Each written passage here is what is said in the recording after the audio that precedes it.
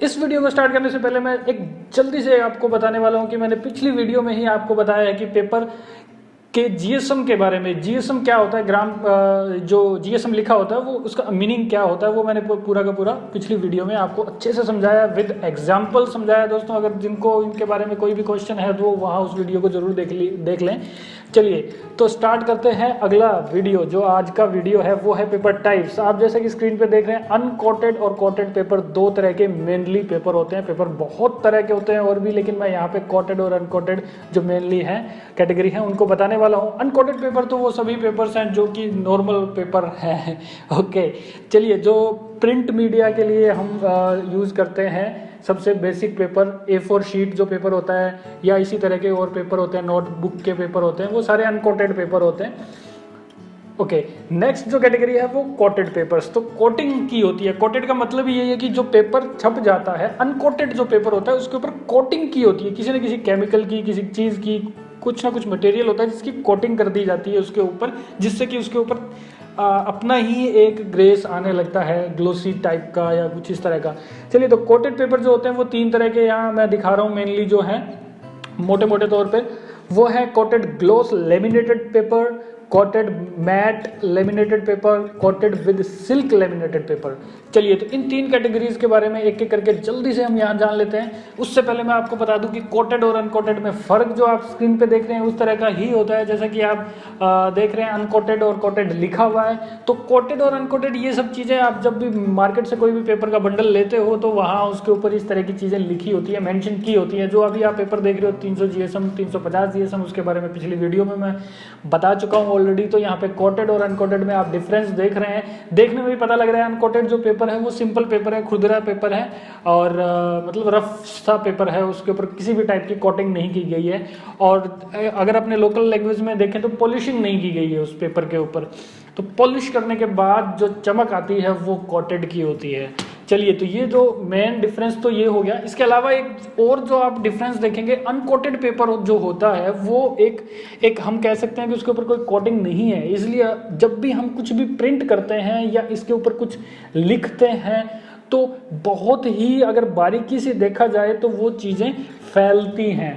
यानी कि जब भी हम इंक से लिख रहे हैं तो हल्का सा फैलता है, बहुत ज़्यादा आंखों से तो नहीं दिखेगा, बट वो हल्का सा फैलता है, जिससे कि शार्पनेस नहीं आती है। एकदम बिल्कुल क्लियर पेपर पे जो प्रिंट होता है वो नहीं हो पाता है। और कोटेड के ऊपर दोस्तों, क्योंकि जो कागज़ जो एक लकड़ी की लुगदी वगैरह से जिनसे बनता है वो जो होता है वो इंक सोखता है, और कोटेड पेपर का मतलब उसके ऊपर पॉलिशिंग होगी, उसके ऊपर कोटिंग हो गई है, उसके ऊपर एक पतली चादर चढ़ गई है, जिससे कि जब भी कुछ भी लिखा जाएगा तो वो उस कोटिंग के ऊपर लिखा जाएगा, ना कि उस पेपर के अंदर वो इंक घुसेगी। इसलिए वो इंक फैलती नहीं है बिल्कुल भी, और वो जो प्रिंट होता है वो बहुत ही साफ, बिल्कुल क्लियर प्रिंट हमारे सामने आता है। तो कोटेड पेपर और अनकोटेड में बेसिक डिफरेंस ये था। तो अब मैं कोटेड पेपर्स के बारे में ले चलता हूँ आपको। कोटेड पेपर जो 350 GSM का आप यहाँ एग्जाम्पल देख रहे हैं, उसमें आप देख रहे हैं कि कोटिंग के कारण यहाँ पे एक ग्लो आ गया है, इसके अंदर ग्लोसी टाइप का सा कुछ आ गया है। तो ये कोटिंग के कारण आता है क्योंकि इसके ऊपर एक पॉलिशिंग हुई हुई है। उसके बाद जो दूसरा पेपर है वो ग्लोस लेमिनेटेड है। अगर आप यहाँ देखें तो ग्लोसी पेपर है ये, आप यहाँ चमक आराम से देख सकते हैं इस पेपर में। जब हम पेपर को इधर उधर करते हैं, मूव करते हैं हाथ में लेके, तो उसके ऊपर एक चमक जो होता है, रिफ्लेक्शन जो होता है वो दिखाई देता है हमें। तो दोस्तों ये जो है वो ग्लोस लेमिनेटेड होता है, ग्लोसी लुक होता है। इसमें कोटिंग मतलब कि नॉर्मली क्या हुआ, कोटिंग हो गई है, उस वजह से जो जितना भी हल्का सा ग्लेयर जो बन रहा है वो है। अदरवाइज ग्लोस लेमिनेटेड में बहुत ज़्यादा ग्लोसी दिखता है, गीला गीला सा दिखाई देता है जो पेपर है। चलिए फिर चलते हैं, नेक्स्ट जो है कोटेड मैट लेमिनेटेड पेपर है। मैट लेमिनेटेड पेपर जो होता है दोस्तों वो भी बहुत अच्छा, यानी कि अच्छी क्वालिटी का पेपर होता है। इस पर डिज़ाइन जो फोटोग्राफ्स हैं वो बहुत अच्छी दिखती हैं। प्लस जो इसका बेनिफिट है वो ये है कि इस पर जो ग्लेयर आता है, मतलब कि एक बाहर की रोशनी का जो रिफ्लेक्शन पड़ता है, जो कि आप यहाँ इन दो पेपर्स में देख रहे थे, उनमें जो दिख रहा है वो यहाँ पे नहीं दिखता है। मैट फिनिश जो होता है वो एक बिल्कुल बिना रिफ्लेक्शन वाला एक पेपर होता है, जिसपे क्वालिटी भी अच्छी आ जाती है इमेज की। और जो मेन बात है दोस्तों वो सुन लीजिए आप, इसके ऊपर अगर कुछ भी टेक्स्ट लिखा होगा जो कि इन्फॉर्मेशन रीड करने के लिए ही छापी गई है, मतलब कि इंपॉर्टेंट इन्फॉर्मेशन है टेक्स्ट के रूप में, तो वो टेक्स्ट ईजिली रीड होगा। क्योंकि अगर किसी भी तरह का इस तरह का पेपर होता है, ग्लोस लेमिनेटेड या नॉर्मल लेमिनेटेड पेपर जो होते हैं, उसमें क्या होता है कि रिफ्लेक्शन पड़ता है टेक्स्ट पे, और जब भी हम रीड करने लगते हैं तो हम पेपर को थोड़ा बहुत इधर उधर टिल्ट करना पड़ता है, हिलाना ऊपर नीचे करना पड़ता है ताकि कि हम रीड कर पाएँ, क्योंकि लाइट जो है वो रिफ्लेक्ट करती है टेक्स्ट के ऊपर, और वो जो टेक्स्ट होता है जो लिखा होता है अक्सर वो अच्छे से दिखाई नहीं देते हैं। तो मैट लेमिनेटेड जो पेपर होता है उसमें क्वालिटी भी अच्छी आ जाती है और टेक्स्ट जो इन्फॉर्मेशन होती है वो भी अच्छे से रीड की जा सकती है। चलिए नेक्स्ट जो लेके चलते हैं वो बहुत ही अच्छा silk laminated paper. Okay, coated with silk laminated, यानी कोटिंग हुई है बट सिल्क लेमिनेटेड हुई है ये। तो सिल्क का मतलब जैसा कि आप देख ही रहे हैं, तो ये बड़ा ही मखमली सा और बड़ा ही स्मूथ सा पेपर होता है। मेनली इसको टच करने पे जब देखते हैं तो बहुत ही स्मूथ सा पेपर लगता है इसको टच करने पे। और दूसरी चीज़, इसके ऊपर टेक्स्ट भी अच्छे से दिखता है और इसके ऊपर जो इमेजेस प्रिंट होती है वो भी बहुत अच्छी प्रिंट होती हैं। जैसा कि आप यहाँ देख रहे हैं कि इसमें अगर आपको थोड़ा बहुत भी कुछ कमी लगती है तो वो कमी आपकी सिल्क लेमिनेटेड जो पेपर है वो बिल्कुल अच्छे से पूरी कर देगा।